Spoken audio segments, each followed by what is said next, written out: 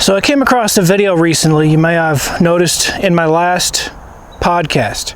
I want to show the whole video right here. And I'm going to voice over it. It is a Chinese Buddhist leader of a particular Buddhist sect. And he's talking about ghost clashing. I've never heard that phrase before. And it's a translation. So maybe that's not the exact phrase, but that's basically it, ghost clashing. This Buddhist leader describes walking through ghosts or ghosts walking through you. Clashing through ghosts or ghosts clashing through you. It's a very significant video for me, to the point where I have to make this video detailing it. Because very few people on planet Earth notice when they walk through a ghost.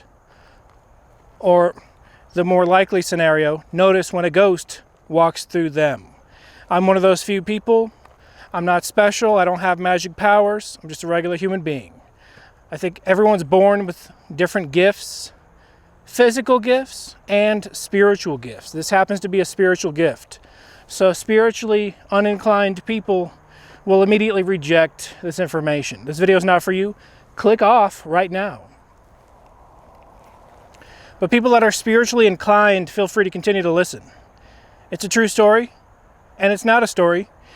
It's the reality of the nature of the planet Earth and the universe around us. We live in a multi-dimensional plane of existence where there are other peoples walking the earth with us that we don't see. Now, it's not into the realm of David Icke reptilian conspiracy nonsense. This is actual regular people, humanoids, 2 arms, 2 legs, 2 eyeballs. They see out of those eyeballs, and they happen to be in another dimension, slightly above us. Sounds like the intro to a Twilight Zone episode, but it is reality. I don't walk through too many spirits. It's pretty rare. It's a rare instance. Because I can tell when it happens, I know when it happens. I'd say it's even more like 999 times out of 1,000, the spirit chooses to walk up to you and walk through you. I can only recall a couple times when I walked through a spirit. The Winchester Mystery House entryway, the small narrow entryway. A spirit was standing in that small room, so everyone single file was forced to walk through it. The tour group, I don't know how big we were, 50 people, maybe less. I guarantee you not a single one of those people noticed they walked through a spirit, except for me. I made a mental note, hey, I just walked through a spirit.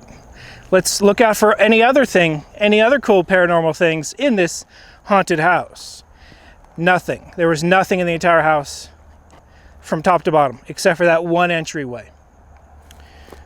Proving how efficient and intelligent the spirit was.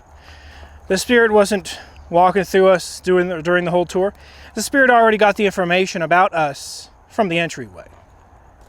And the spirit had us do the work. We walked through it as opposed to it walking through us. But like I said, 999 times out of 1,000, the spirit's going to walk through you.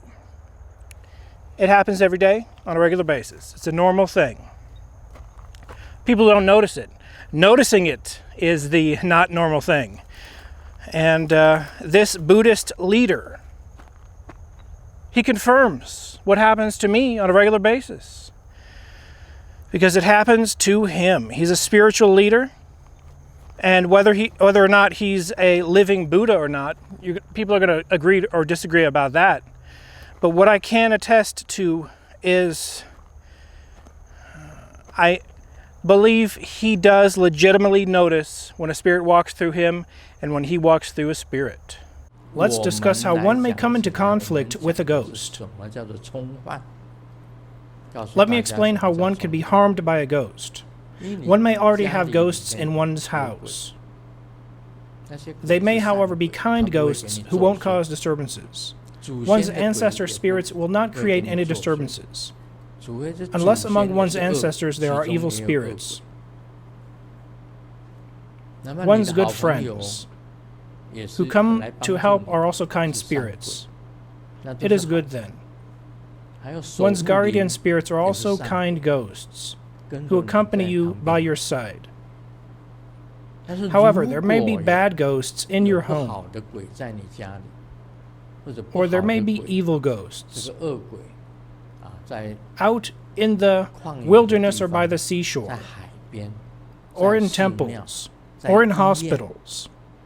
What is clashing with ghosts? East, south, west, and north. While outside, one physically contacts the ghost. One physically contacts an evil ghost. For example, one may be walking along the seashore. There are ghosts around the seashore. There are also ghosts in the wilderness. That's why there's the term ghosts and gods of the wilderness. There are lots of ghosts in movie theaters also. Upon entering a movie theater, one may suddenly come face to face with a ghost. One does not see the ghost, but one comes into physical contact with the ghost. After returning home, one is uncomfortable all over one's body and has a fever, headache, foot pain. Even one's foot fungus starts to itch. One feels pins and needles in the scalp and the whole body, and has no energy to do anything. This is because a ghost followed you home. This is so-called ghost clashing. When it occurs, the direction in which the clashing with the ghost occurred is the direction where the ghost should be sent away. This is our method. If clashing happens in the east, then send the ghost away toward the east. If the clash occurred in the west, then send it away to the west. If clashing in the south, then send it away to the south. If the clash in the north, then send it away to the north. As long as one can remove the ghost key from one's body, one will return to normal. This is one of the practices that we all know how to perform. We all know how to perform it. Otherwise, one can practice the body substitution practice or other effective practices. As for ghosts in the world, they do still continue to exist. It does not mean that through the grand Luotian ceremony, since a hell was destroyed, all of hell was entirely destroyed. And as a result, hell no longer exists. This is not so. Furthermore, can one still experience a clash with a ghost in the future? If one happens to run into an evil ghost somewhere, and one makes physical contact with the ghost, ghost clashing may, of course, still occur. He wouldn't get up there and teach it unless it was a first-hand experience. I can tell he's not reading from a book. I guess I can look for ghost clashing in books, but I've never read it in a single book. It happens to me and has. I've noticed it since I've said this in previous videos. I've noticed when spirits walk through me, I've noticed it as a legitimate phenomenon and what it actually was. A good 15 years ago, I really started to fully grasp what it was. But I have noticed it since I was young. 10 years old. But I wouldn't have fully understood what was going on. In my 20s is when I really fully started to grasp, hey, this is spirits walking through me. And it usually happened at abandoned houses. Now, I didn't know the houses were abandoned. But if you're selling something and no one comes to the door, guess what? Many a time, someone does come through the door and walk straight through you. Spirits, I think, clearly have the ability to judge, distinguish, determine, gain some type of information about us when they walk through us. Information they can't learn about us until they walk through us. Spirits, I can only guess how their dimension is, but they clearly walk on a surface. Some say their feet are levitating a couple feet in the air. Perhaps their planet, their spirit dimension, perhaps their planet is a little bit higher than ours. I don't know. People say, ghost investigators say that they'll walk through doors that are no longer doors, that are blocked up, concreted up, bricked up walls. They'll walk through it because in their time frame, they remember it being an open walkway. But I personally believe spirits are conscious, can see our dimension, but at the same time, I can't fully know exactly how they see it. I think there's a phasing in and a phasing out. Kind of like at 3 a.m. in the middle of the night, we are more receptive to spirits. They might be more receptive to us. We have a better chance of seeing one at 3 a.m. They perhaps have a better chance of seeing us. You know, we might be the ghosts to the ghosts. But I think, generally speaking, a ghost that knows what's going on can look down, see us, see everything around us, walk through every wall, because they are not the same type of matter that we are. They're spirit matter. Spirit matter is real, dark matter is real. Spirit matter is as real as dark matter is, and science will not deny that dark matter makes up most of the universe. So I just wanted to share this video about this Buddhist leader talking about ghost clashing. It's a real phenomenon. I experience it on a regular basis. It's the reason why I would genuinely make a really good ghost investigator on any crew, on any team, because walking through an abandoned house, if I walk through a spirit, or the more likely scenario that a spirit checks out, I guarantee every ghost crew that goes on a legitimately haunted ghost investigation of a location, a house, a building that is authentically haunted, one of the first things the spirit's going to do is walk through everyone. They'll determine your vibration, your frequency, where your heart is at, where your mind is at, what your goal is. They're going to tell if you're an atheist and you're faking the whole thing. And perhaps their respect for you will be determined on that information. And they may perhaps show some information, show some evidence, or not. Definitely some spirits are out to scare people. But all in all, at the end of the day, looking back on it, 7 years ago I was poltergeist haunted, and I did learn some important information from it. I lived in a particularly extremely haunted room. I'm going to go into night vision. We're getting a little bit dark. And it is what it is. It happened. I wish I could say, if you believe my poltergeist story and my ability to discern and judge when spirits walk through me, you are an enlightened, spiritually, an enlightened person. I wish I could say that. But perhaps some people can blindly believe it for no spiritual reason whatsoever. Don't blindly believe everything I say. Although my spiritual encounters happen to be authentic and true, someone that blindly believes it, like a switch that it can be turned off and they can blindly disbelieve it. And they can go to some scammer selling a scam and a flim-flam. Now, I think legitimate psychics do exist. I just don't like the term psychic personally. And I wouldn't consider myself a psychic. I think legitimate mediums do exist. And like all people, they're going to be motivated by different things. The last podcast, Sarah, the intuitive, I think most definitely she has a genuine spiritual gift. And she didn't want to charge for that information. She just wanted to share what she knows personally be the truth for her. What I personally know of myself is I do have this ability. I don't share it to say, look at me, I'm important, look at me. I share it to try to give some insight to the world that out of the group of 50 people on a tour, I'm the only one that's going to notice something. And likewise, Sarah mentioned in the last podcast, if you check that out, she went on a ghost tour, and she was likely the only person that noticed a spirit in the corner of a room. Corners of rooms is a legitimate phenomenon. In 2011, a poltergeist demon manifested in the corner of my room every single day, every single night. It was closer to evening. It started around evening, and it ended before sunup.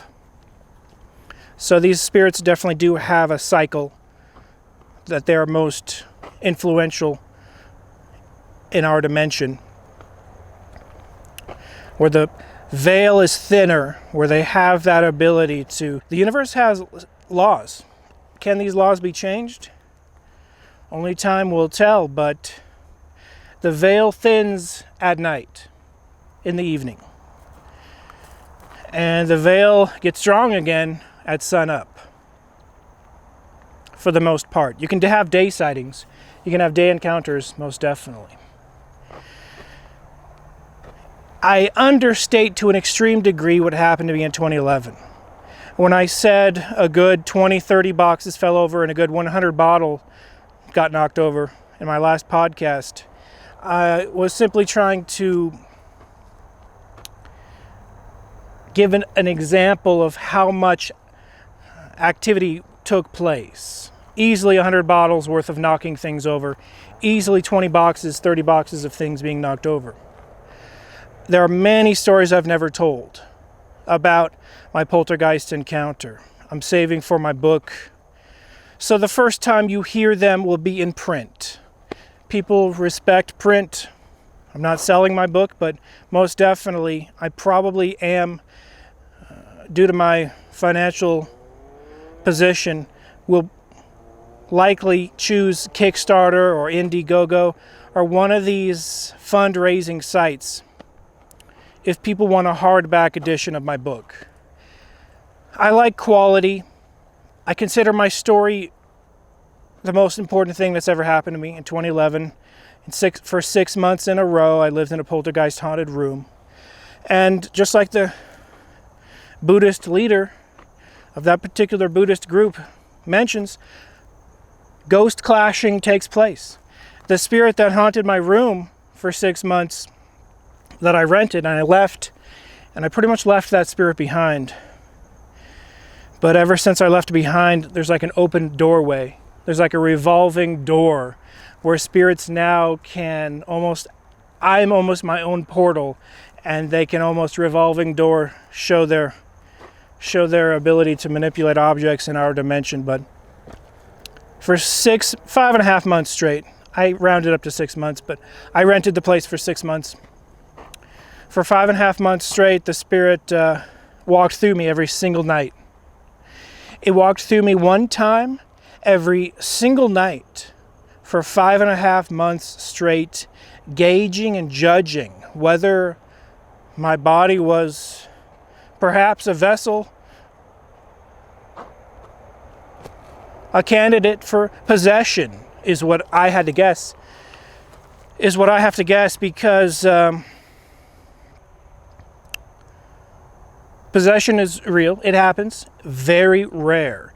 You always hear these priests say, oh, we have to discount the illness. And most definitely, you have to discount illness. And illness is going to be over the top, off the charts more common than authentic demonic possession. I don't think I've ever been possessed, but I've been oppressed to an extreme degree for 5.5 months straight. I talk about this demonic oppression. Very few people believe. A lot of people scoff. If ghosts don't exist and heaven and hell doesn't exist, of course demons don't exist. So heaven and hell, personally, I think hell is a state of mind. I think hell is a state of mind. Is it an actual dimension? I think there probably are dimensions that are more hellish than others, most definitely. And they're on the bottom of the totem pole. Guess what? We are already at the bottom of the totem pole. We already are in hell. I think legitimately, for the good human beings out there, good-hearted, kind-hearted, very little deceit in their mouths.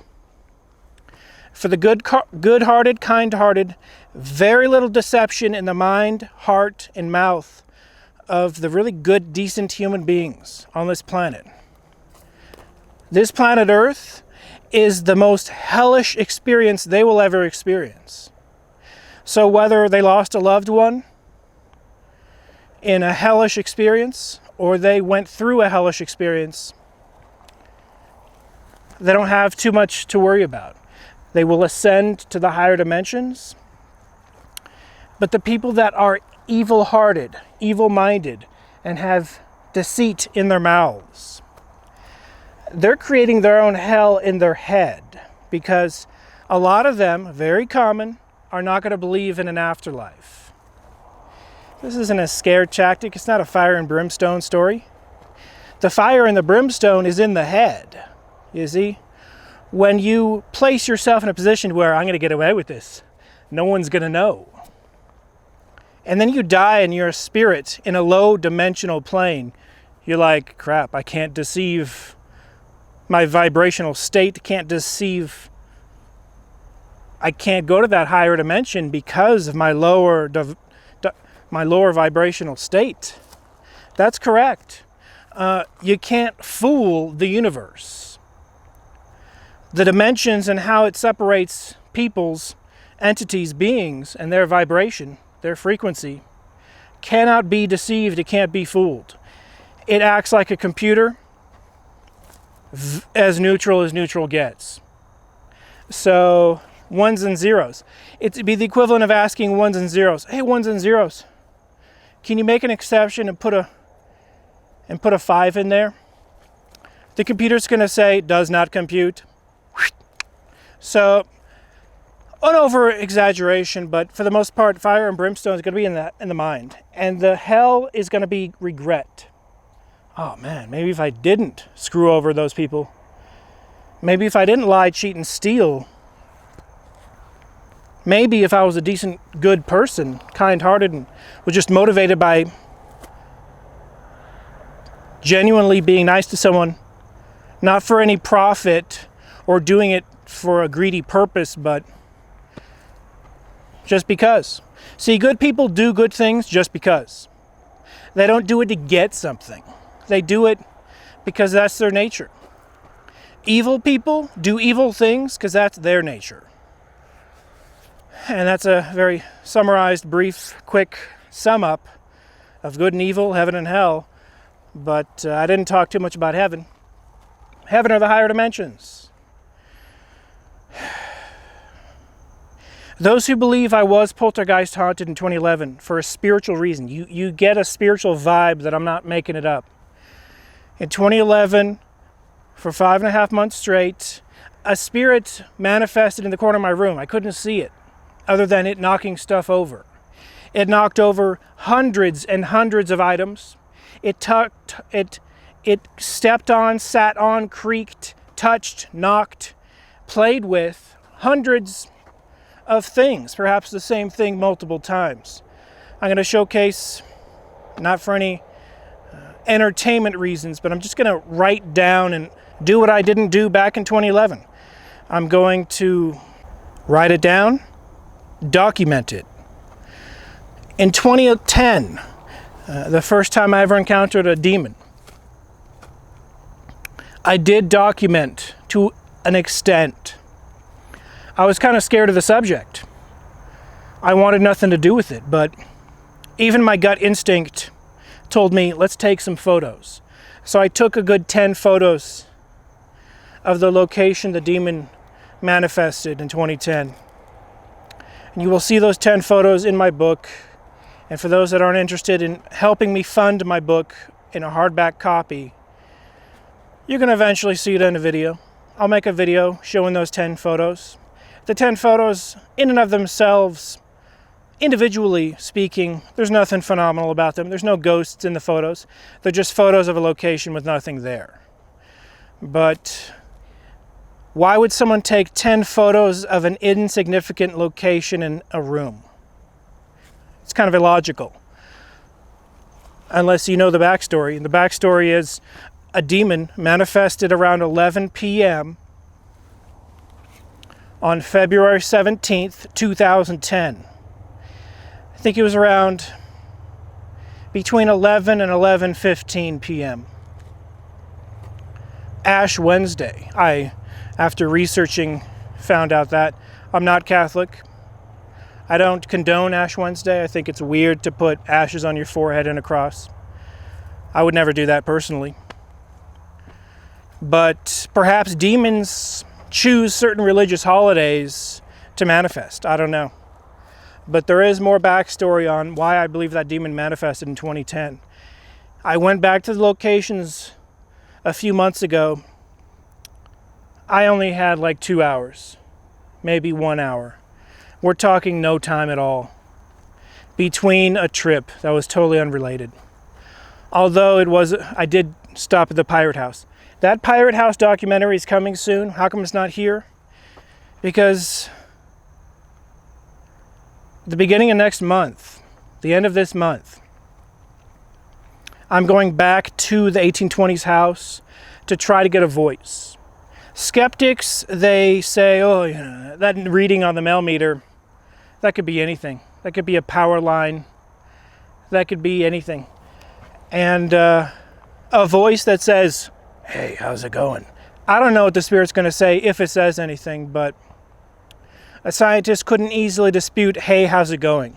Or whatever it does say. I'm hoping it says something. I went to the location 3 times. I don't believe I ever received an EVP with words. I do believe I possibly received an EVP with just like a gust of wind gusting into the microphone when there was no wind.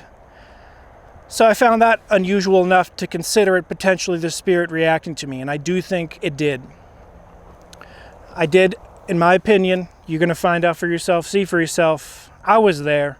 It was full-blown poltergeist activity in the grass at the Pirate House. That's going to be the central moment in the documentary, is the footsteps on the dry grass that were not my own, but that of a humanoid spirit walking on the grass. It happened. A million more stories to come in the future. I thank you for watching. My stories are true. Even my story about having a dream about the devil. I consider that story sacred. I held it back for like 3 years. People watch this channel for different reasons. They're entertained. They like to scoff and mock. But for those that are truly insightful and have a spiritual inclination to seek the truth, know that I'm speaking the truth. If you have some type of virus in your system and it does not compute for you, do your own thing. Believe what you want to believe. In no way, shape, or form do I force my opinions or beliefs on other people, but what I witnessed firsthand, I'm going to repeat time and time again. If you see me in public and ask me, hey, did this really happen? I'm going to point blank give you the unscripted truth. I'll say, yeah, it did happen to me. Ask me any question. Let's make a video right here. Anyone that wants to come on the podcast, the Mysterialis podcast, shoot me an email, Razimus@gmail. Shoot me a tweet at Twitter, twitter.com/Razimus.